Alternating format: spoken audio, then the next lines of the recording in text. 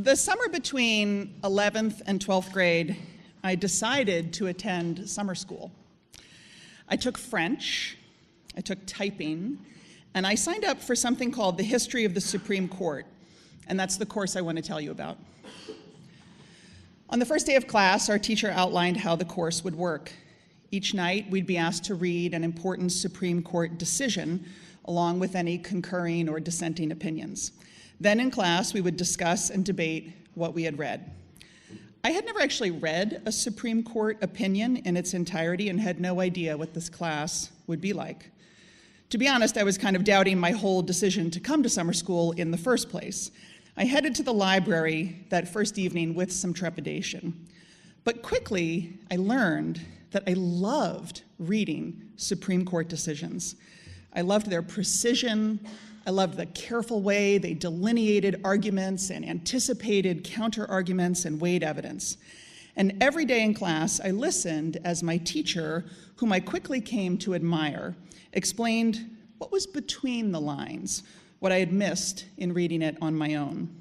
He seemed to have the whole sweep of American history at his fingertips, and he asked questions of the class that really made me think. He was funny, and he was a good storyteller, and I never wanted class to end. A few weeks into the summer, I remember where I was sitting in the library when I read the 1896 decision in the case known as Plessy versus Ferguson.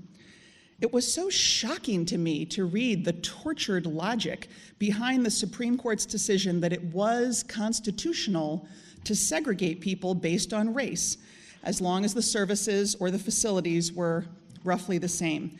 This doctrine came to be known as separate but equal, and it held until it was rejected in the 1954 Brown versus Board of Education decision that made segregation, specifically in schools, unconstitutional. When we discussed Plessy v. Ferguson, I think my hand was in the air the entire time. My teacher would call on me, I'd make a point, and then before my hand was even in my lap, I would put it back up. For the other kids in the class, I can only imagine how annoying this was, maybe very popular, but I was so interested in the flaws of the logic in the court's decision that I just kept thinking of new ways to argue it. It felt urgent to me. And then at some point that morning, after I had made a comment, my teacher smiled and said, "You know, you're pretty smart for a girl." He laughed and he called on someone else, and I put my hand down. What had just happened? I really didn't know. I knew I was talking too much, that was clear, but pretty smart for a girl? Was he sort of putting air quotes around it, like this is what someone else might think? Was he using, as the context for his joke, the gender norms of 1896? All I knew was that I felt embarrassed and confused and like I had done something wrong.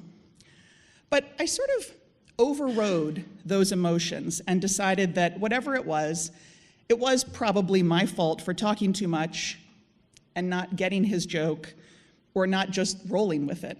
So I headed to the library that night, ready to read the next assigned case. As the summer unfolded, though, that joke turned out to be part of a larger pattern.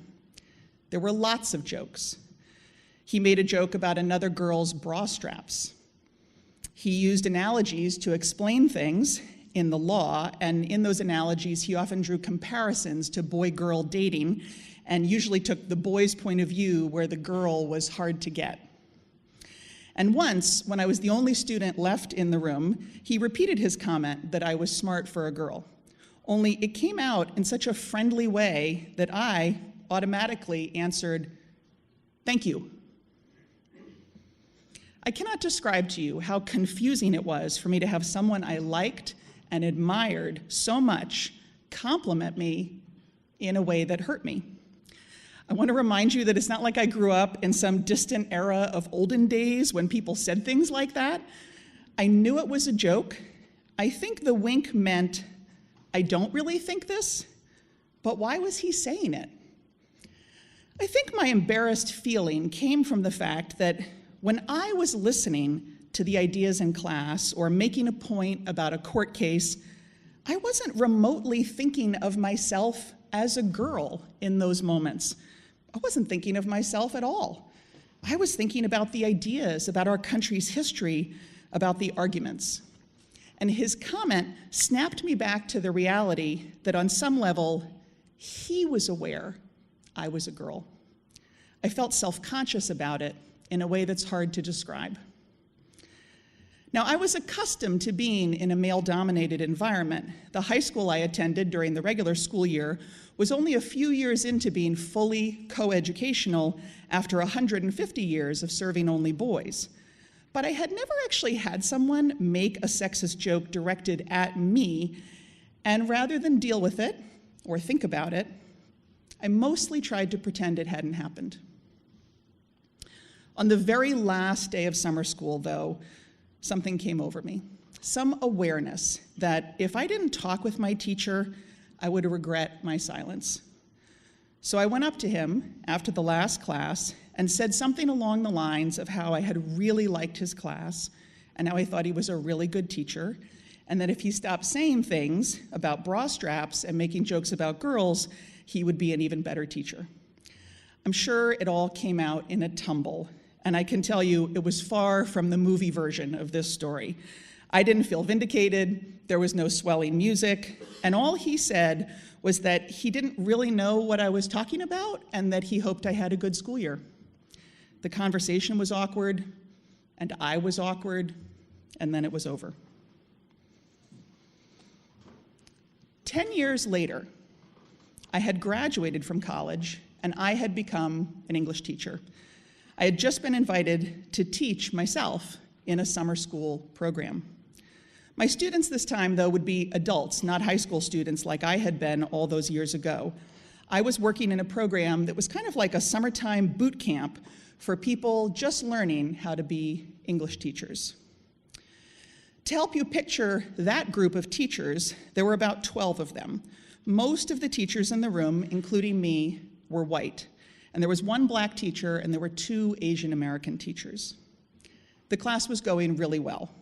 I felt good about the material I had prepared for them, and they seemed to have bonded as a group. One day, the class got into a really lively discussion.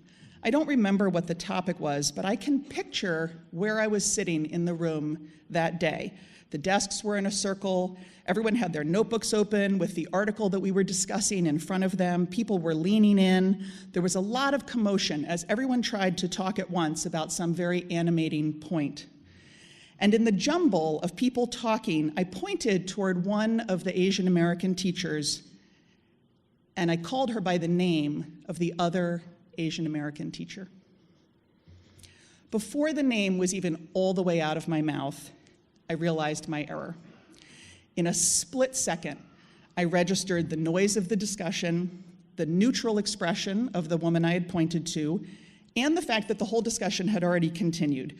And I decided with relief that in all the crosstalk, no one had heard my mistake. Class ended, and I put it out of my mind. It was a simple error. Anyone could make it. No one had heard it. Not a big deal. That night, as we headed to the dining center for dinner, I heard someone call my name. It was the woman whose name I had used accidentally during class. She wanted to know if we could sit together at dinner, and she said she'd meet me at the table that I indicated. Now, you already know why she wanted to have dinner with me and what she wanted to talk about. But it is perhaps an indication of my deep commitment at that moment to pretending that the mistake had never even happened, that I honestly did not have any inkling what she wanted to talk to me about. Or if I did, I had buried it deep. We sat across from each other with our food on our trays. She looked me in the eye. She explained that she had heard me call the other Asian American teacher by her name. I said that I was sorry. I tried to explain that I was terrible with names in general, which is true, and that my mistake had nothing to do with race. She was quiet. And then she told me something I've never forgotten. It's not that you got our names mixed up. It's that you tried to play it off like it hadn't even happened. Well, I've thought about this moment more times than I can tell you. First, I am so grateful to her for having the courage to confront me when I would imagine the less emotionally taxing thing to do might have been just to let it go. And second, I appreciate how she pinpointed the problem. Our brains are hardwired to sort people into categories. As a white teacher in a white majority classroom then and a white majority school now, I should be working double time to make sure errors based on those categories don't pop out of my mouth. But the bottom line is that when I made a mistake, I tried to cover it up. And in that act of cover-up, I communicated to my student, she was an adult, but still a student of mine, both that the error didn't matter and that I was more concerned with preserving my comfort than with affirming her identity. I think of myself as a good person and a good teacher, but in that moment, I was neither. The last line of the St. Luke's Honor Code reads, "We will accept responsibility for our actions." To me, it's far and away the most important part of our honor code. Few of us will travel through life without hurting someone else. How I wish that my Supreme Court history teacher had had the integrity to accept responsibility for his actions, to have heard in the awkward voice of a 16-year-old girl the truth that his casual sexism was undermining his effectiveness as a teacher, and how grateful I am that 10 years later, I got a chance to accept responsibility for my actions and, later in that dinner time conversation, to make amends properly with that young teacher. When someone tells us that we've hurt them, that our thoughtlessness has caused them to feel invisible or diminished or confused, it's a gift to have a chance to make things right. When someone gives me that gift, I know now to say thank you. Thank you.